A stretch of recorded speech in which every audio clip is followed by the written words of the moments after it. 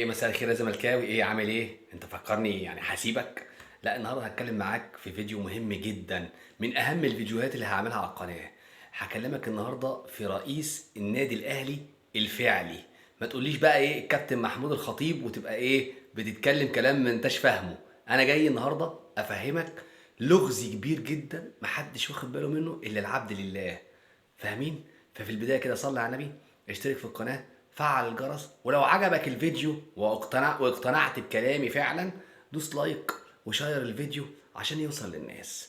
النهارده نتكلم عن رئيس النادي الاهلي الفعلي، مش الكابتن محمود الخطيب. كابتن محمود الخطيب رئيس النادي الاهلي الاداري، المسؤول عن انه يجيب لعيب، يمشي لعيب، يجيب مدرب، يمشي مدرب، يقبض العمال، مسؤول كده. لكن في رئيس نادي تاني اهم من الكابتن محمود الخطيب. هتقول لي إيه يا عم انت بتقول؟ اقول لك ما هو بص، كابتن محمود الخطيب هيمشي وهيجي حسام غالي، ماشي، هيبقى هو نفس السيستم. بس رئيس النادي الفعلي بره، من بره بيتحكم. مين بقى يا كابتن رئيس النادي الفعلي اللي انت مش واخد بالك منه، واهم واحد في منظومه الاهلي؟ كابتن احمد شوبير. هتقول لي وقفتي، هقول لك هفتي لك اهو. بص يا باشا، اهم حاجه في المنظومه، او اهم حاجه في المنظومه الرياضيه دي كلها، الاعلام. طيب، كابتن احمد شوبير هو المتحكم في الاعلام المصري كاملا. يعني دلوقتي لو جه مذيع زي مثلا كابتن بلال علام، الراجل قال لك الدوري في 100 عقبه والكاس في 100 عقبه، وكان الراجل بيتكلم بصيغه اللي هي ايه، مش مقوم الاهلي عن الزمالك ولا الزمالك عن الاهلي، الراجل بيتكلم بحياديه. نطروه امشي يا كابتن، لان انت مش حابب كابتن احمد شوبير. اي مذيع او اي رياضي او اي حكم هيجي في صف الزمالك او هيبقى محايد ومش عاجب الكابتن شوبير هيمشي. انتوا بتشوفوا الحكام بيتبهدلوا من الكابتن احمد شوبير، مش هتقول لا يا عم ما بنشوفش احمد شوبير بقى اون يا باشا. اون سبورت لو جه حكم يا راجل، ده الحكم اللي حكم لنا ماتش الزمالك وبروكسي ما حكمش تاني، وليد عبد الرازق، بسبب احمد شوبير. طلع في دي بروكسي ليها ضربه جزاء وما اتحسبتش، وهوبا هوبا يقوم مقوم لك الراي العام كله عليك. طيب، في صياعه بتحصل. النادي الاهلي عنده قناه، ليه شوبير ما راحش مسك قناه الاهلي؟ عشان ده ذكاء منهم وصياعه.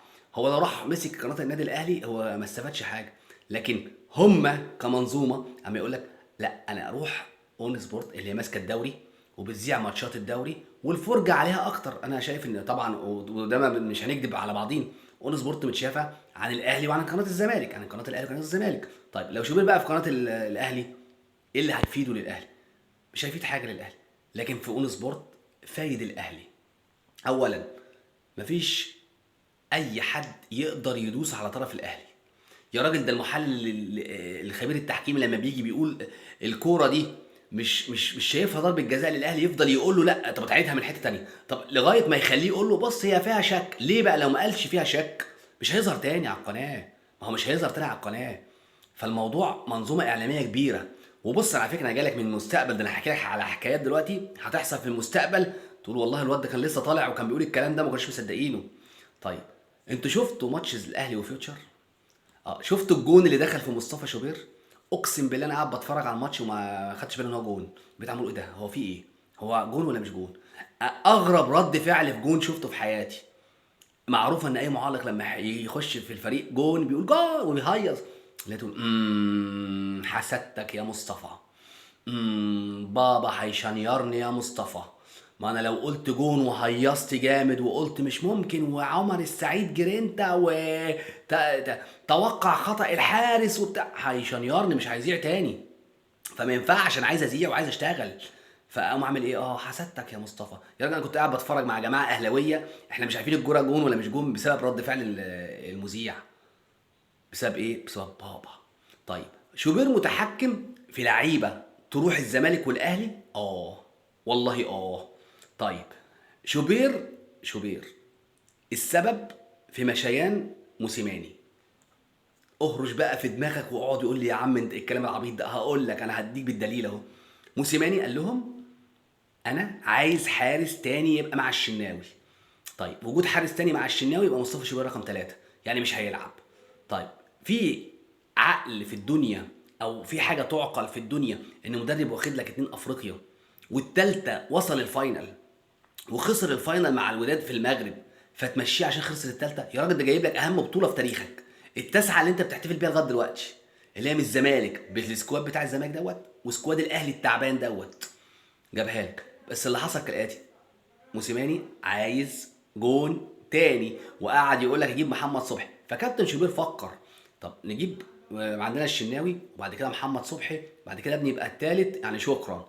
طيب يطلع بقى يقول ايه؟ لا موسيماني بدأ يخرف.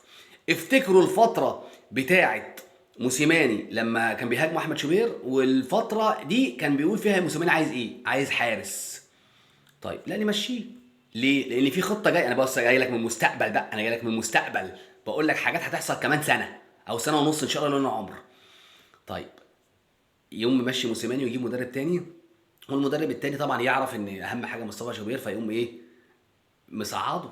يعني يبقى هو الحارس التاني، ما جابوش حارس. ليه؟ عشان ده ضد مصطفى شوبير، ضد ابن رئيس نادي الاهلي الفعلي. طيب الاهلي كان عايز حارس، كان بيفكر في محمد صبحي، طب مين اللي ودى محمد صبحي الزمالك؟ احمد شوبير. هو اللي كلم بتوع فاركو قال لهم ودوا محمد صبحي للزمالك، لان لو موجود احمد الشناوي وموجود محمد صبحي مصطفى شوبير مش هيشمها، فيقوم مرجعهولك، هيرجعهولك. ولما محمد صبحي راح الزمالك ما كانش شوبير زعلان ولا حاجه، كان مبسوط ويقول لك ايه، لا رجع بيته تمام، لان ده يخدم مصالحه. خد بقى اللي جاي، اللي جاي بقى ده العبد لله. هتقول في واحد اعلامي قال الكلام دوت بعد افريقيا اللي جايه دي وبعد بطوله افريقيا للاهلي دي اخر سنه لمحمد الشناوي في الاهلي. هيطلع كابتن شوبير يقول لك خلاص بقى الشناوي ادانا كل حاجه، لازم يحترف، لازم يحترف يا جدعان ويجيب قرشين ويعمل. وهتلاقي الاعلام كله بيقول كده، هتلاقي ابراهيم فايق بيقول كده، وهتلاقي كل اللي ويوسف زاق كله. ليه؟ عشان مصطفى شوبير عنده 24 سنه، 24 سنه، وهتجيب له حارس. هتخلي الشناوي مثلا يقعد له كمان سنتين وتجيب له كمان حارس كبير تاني؟ لا مش هيعمل. فالخطه ماشيه كالتاتي زي ما بيقولوا. هيمشي الشناوي السنه دي اخر سنه اللي في الاهلي، شوف انا اللي بقول اخر سنه اللي في الاهلي يمشي.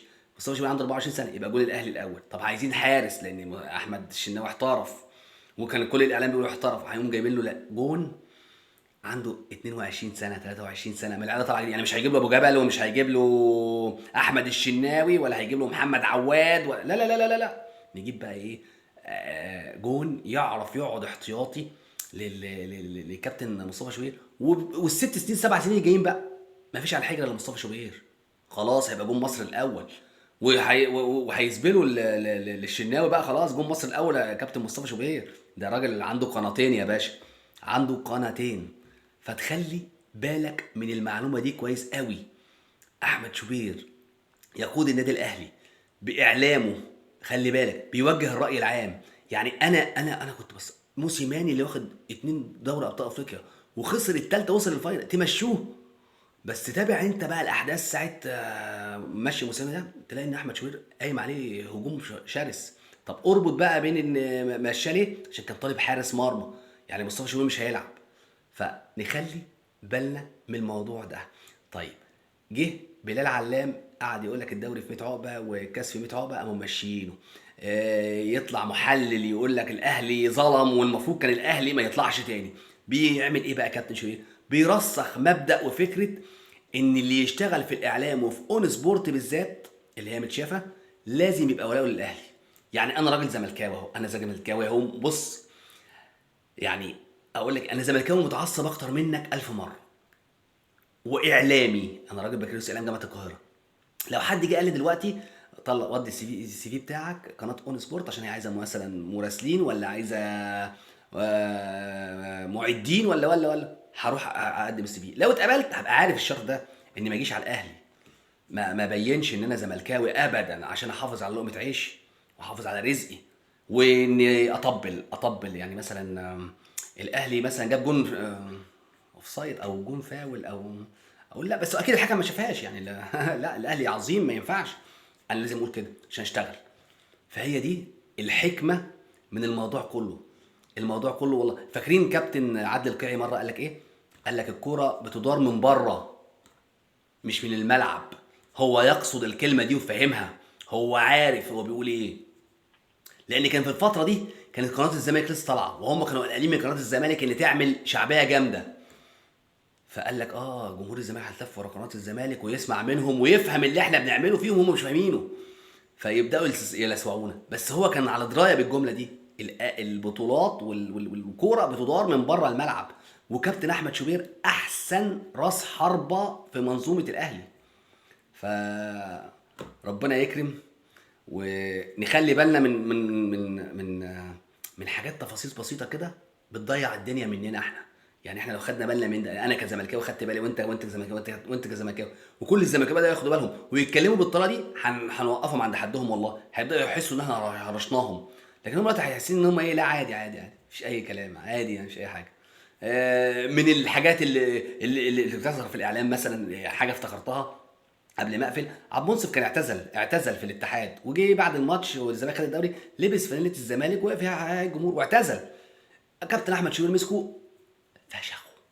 ماشي. طب محمد محمود في ماتش فيوتشر بعد ما الاهلي كسب السوبر، وعيل صغير لسه وبيلعب في الملعب، مسك علم الاهلي ولبسه وبتاع، ما فتحش بقه. ولما طلع يتكلم قال لك بص الولاء، بص الولاء بتاع الولد بيعمل ايه للعيبه التانيه اللي هي ايه، بيحب الاهلي بس بره. شفت انا لما محمد محمود عمل كده مجده فيه، فانا لما اجي العب الاهلي مثلا في تعاطف مع الاهلي ابقى متعاطف مع الاهلي عشان يمجدوا فيا.